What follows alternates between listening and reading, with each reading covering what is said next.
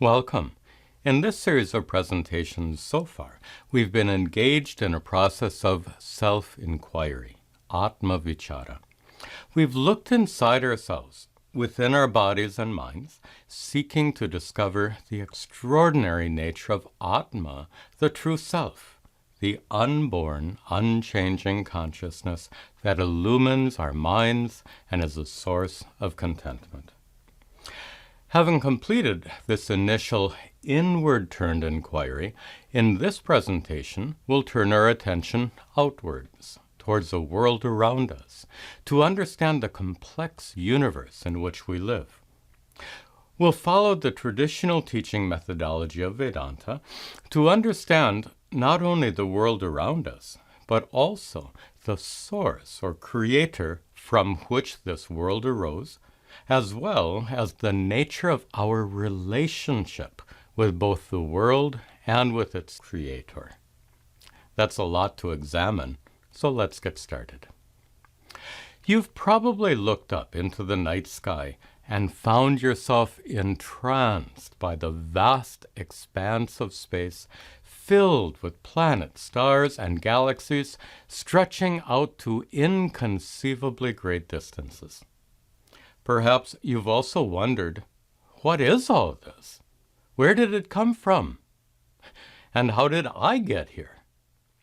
These three questions form the basis for our present discussion. These same three questions were pondered by the ancient rishis, who engaged in a process of exploration that culminated in the profound discoveries we'll be considering shortly. First of all, let's take up the easiest of the three questions. What is all this? What is the nature of the universe, and what is it made of? From the standpoint of modern science, the universe is composed of matter and energy. Particles, like electrons and protons, combine to form 92 natural elements that are the building blocks for all that exists in the universe, including our own bodies. Of course, in ancient times, none of this was known. What the rishis understood was based on a pre-scientific worldview. Instead of matter and energy, they considered the universe to be based on three qualities, or gunas. Those gunas are tamas, the quality of inertia, rajas, the quality of activity, and sattva, the quality of purity. These three gunas are considered the fundamental constituents from which everything in the universe arises. For example, the physical elements, what we call matter, arise from the quality of tamas. But the ancients recognized only 5 elements: space, air, fire, water, and earth. Obviously, there are huge differences between the modern and ancient worldviews, but they agree on one important point. This universe is made of fundamental stuff. Whether we define that stuff as 3 gunas or as matter and energy doesn't really make any difference in this inquiry. Now, we can turn to the second question: where did all this come from? Based on our discussion above, we could rephrase the question: where did the 3 gunas come from? Or, where did matter and energy come from? Science traces the origin of the universe to the Big Bang. About 14 billion years ago, an infinitely small, infinitely hot, infinitely dense object, known as a singularity, exploded with unimaginable force. That explosion continues even today as our universe goes on expanding. That's all fine, but we can still ask, where did the singularity that exploded come from? With this question, we reach the limits of science, because scientists are unable to peer into the time before the Big Bang. Why not? Because time itself came into existence with the Big Bang. There was no such thing as time before the Big Bang, so how can we ask what chronologically preceded it? Yet, some scientists speculate that the singularity might somehow be a remnant of another universe that no longer exists. This idea is surprisingly similar to the teachings of Vedanta. Those teachings describe a cyclic universe, a universe that goes through cycles of manifestation and dissolution. Just as living beings are subject to a cycle of birth, death, and rebirth, the universe, too, undergoes a similar cycle. This universe was preceded by a prior universe, which was itself preceded by yet another universe, and so on. But then you might ask, when did the first universe come into existence? But that's like asking, where does a circle begin? Where is its starting point? By definition, a cycle, like a circle, has no beginning and no end. It just keeps on going. From this, we can conclude that an infinite number of universes have already come and gone, and the universe in which we live will be followed by that many more. Okay, but we can still ask, where did this infinite series of universes come from? Or we could ask a related question. Who or what is the source or creator of the cyclic universe? Up to this point, our inquiry has been focused on cosmology, the study of the cosmos. But with questions such as these, our inquiry crosses a line, so to speak, from cosmology to theology, the study of theos, the Greek word for God. Vedanta's approach to theology, as we will soon see, is radically different from the approach adopted by the Western religions, Judaism, Christianity, and Islam. In these religions, God is an article of faith. The existence and nature of God is purely a matter of belief. It's utterly beyond the scope of any kind of reasoning or deliberation. The Bible and the Quran are the scriptural bases for these beliefs, and Scripture alone is considered authoritative, and Scripture stands on its own without needing any support from logic or reason. Therefore, steadfast faith in the Scriptures is essential, and that faith is blind faith, faith that's not supported by logic or reason. In fact, reason is often looked upon with skepticism, or even with contempt, because reason can sometimes contradict what's taught in the Bible and the Quran. Unlike the Western religions, Vedanta never severs scriptural revelation from reason and rational discourse. Quite the opposite. Vedanta meticulously reconciles any logical discrepancies. If a scripture can't be reconciled with both reason and with experience, it won't be accepted on face value. The great Vedantic scholar Shankaracharya famously said in his Bhagavad Gita commentary, "If 100 scriptures say that fire is cold or dark, none of those scriptures can be accepted as authoritative." Now, to better understand the relationship between scripture and reason, we can reflect on a short passage from the Bhagavad Gita, a passage that says, "Shraddhavan labhate jnanam." One who has shraddha, faith, labhate, gains, jnanam, knowledge. Based on this passage, faith itself is not the goal. It's just the beginning point of a process of inquiry that eventually culminates in the acquisition of knowledge. In this case, knowledge of the existence and nature of God. But how can faith lead to knowledge? Let's examine this. The Vedantic scriptures express discoveries made by the ancient rishis, and we use those scriptures to guide our own process of inquiry in which we seek to personally discover what those rishis discovered.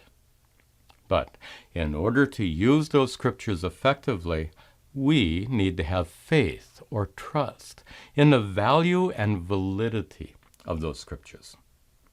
On a vacation to Paris, you wouldn't use a guidebook for sightseeing unless you trusted its contents to be accurate. Trusting the guidebook, you'd use it to find your way around. That's quite a good metaphor, showing how we first trust the validity of the scriptures and then we use them in our search for knowledge. It's important to point out that our use of the word faith here is quite different from how it's used in Western religion, where it suggests blind, unquestioned acceptance. Instead of using the word faith to translate the word shraddha, it would be more accurate to say trust in anticipation of personal verification. We trust the scriptures to lead us to gain the knowledge of the existence and nature of God. And when we've gained this knowledge, the soundness of our trust will be borne out.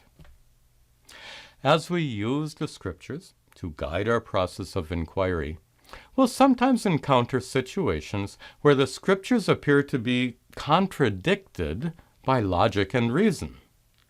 Whenever such apparent contradictions occur, they must be fully resolved. Any apparent contradictions can be fully resolved if we have access to a proper teacher and to authoritative commentaries on the scriptures. This Vedantic approach stands in stark contrast to the Western religions, which often command you have to believe in the existence of God. In Vedanta, there is absolutely no room for this kind of blind faith with regard to the existence and nature of God or anything else.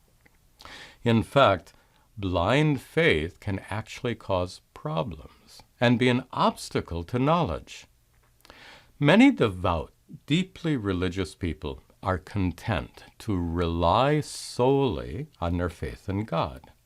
They consider faith to be all that's needed, so therefore they have no interest in gaining personal knowledge of God's existence and nature.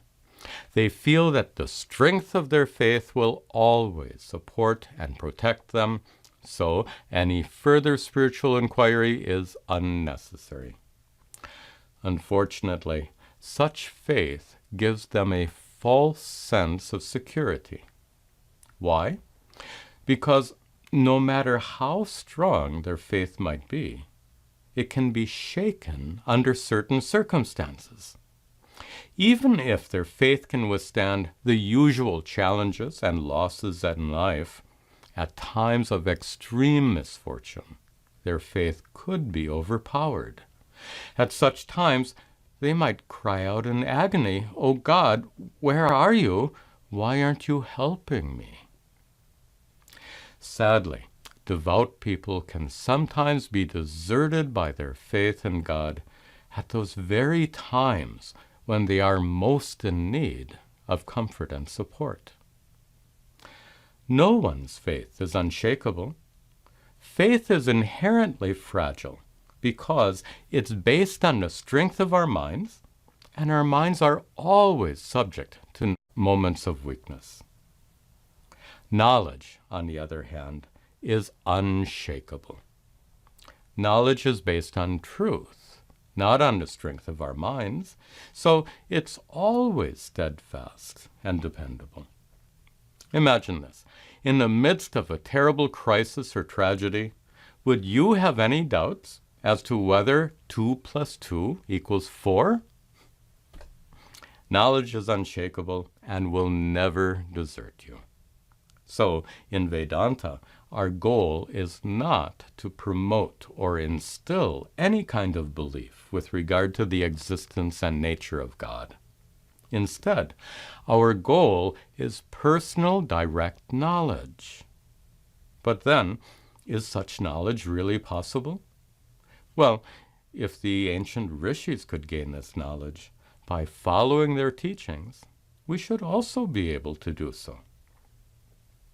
Before we proceed, it'll be really helpful if we give up our use of the word God. That word means different things to different people, and it often comes with lots of preconceptions and funny notions. So, let's use the correct Sanskrit word instead. That word is Ishvara. Ishvara can be defined as the source of the universe, the one because of whom everything exists. Or, in the language of Western philosophy, Ishvara is the first cause, or the uncaused cause. Something cannot come from nothing. The universe is a something, therefore it must have come from something. That something because of which the universe exists is what we call Ishvara. In this way, we can establish the existence of Ishvara as the first cause, the uncaused cause. Ishvara's existence can be simply established in this way, but to fully understand the nature of Ishvara requires much more inquiry. In the language of Vedanta, the universe in which we live is the effect, or karya, for which Ishvara is the cause, the karana. In this way, Ishvara and the universe have a cause-effect relationship. Cause-effect relationships imply that for any karya, for any effect or created thing, there must be a suitable karana, a cause that has a capacity to produce that particular effect. To understand this cause-effect relationship fully, we'll have to distinguish between two different kinds of cause. First is the material cause, which is the material stuff from which an effect is made, like the vegetables, grains, and other ingredients needed to prepare a meal. In Sanskrit, material cause is known as upadana karana. Second is the efficient cause, which is the agent that produces the effect, like the cook who skillfully prepares a meal. Efficient cause is known as nimitta karana. To understand these two different kinds of cause, consider a clay pot, which is a created object, an effect, karya. For that clay pot, there must be a suitable material cause, upadana karana, which is clay, the material from which the pot is made. There must also be a suitable efficient cause, nimitta karana, which is the potter, who has knowledge of pots and possesses the skill to make pots. These two causes, the upadana karana and the nimitta karana, are both required to make or create anything. For example, to make cloth, the required upadana karana is thread, and the required nimitta karana is a weaver who has knowledge of cloth as well as the skill of weaving. In the same way, to make a complex computer chip containing millions of microscopic transistors, the required upadana karana is silicon, copper, and other materials. And the required nimitta karana is the team of scientists, engineers, and technicians who have the knowledge of complex computer chips and the technical skills to manufacture them. Now, let's apply all this to understanding the nature of Ishvara, the creator of the universe. The universe must have a suitable material cause, upadana karana, and a suitable efficient cause, nimitta karana. Let's take nimitta karana first.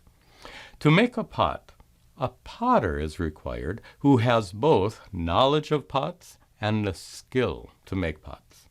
In the same way, to create the universe, its creator, Ishvara, must possess both knowledge of the universe and the skill or power needed to create the universe. From this analogy, we can conclude that Ishvara must be a conscious being because only a conscious being can possess knowledge and skill. Next, we can ask, what is the nature of the knowledge and skill that Ishvara possesses? Just as the potter has the particular skill of pot making, so too Ishvara has the particular skill or power needed to create the universe. That skill or power is properly known as Maya. The word Maya can be understood in several ways, but here, in this context, Maya means Ishvara's power of creation, Ishvara's creative capacity. So, in the act of creation, Ishvara is the agent who wields Maya, his power of creation, to bring the universe into existence. In addition to the skill of pot making, the potter also possesses knowledge of pots. In the same way, in addition to having the power of Maya, Ishvara also possesses all knowledge, knowledge of the entire universe.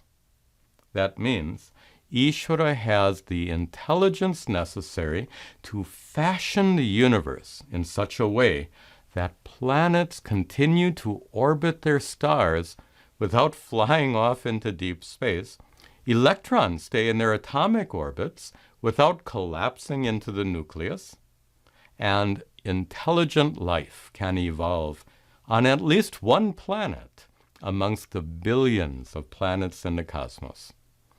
All this is evidence of Ishvara's knowledge. We can easily appreciate the great skill of distinguished artists in the beauty and magnificence of their artwork.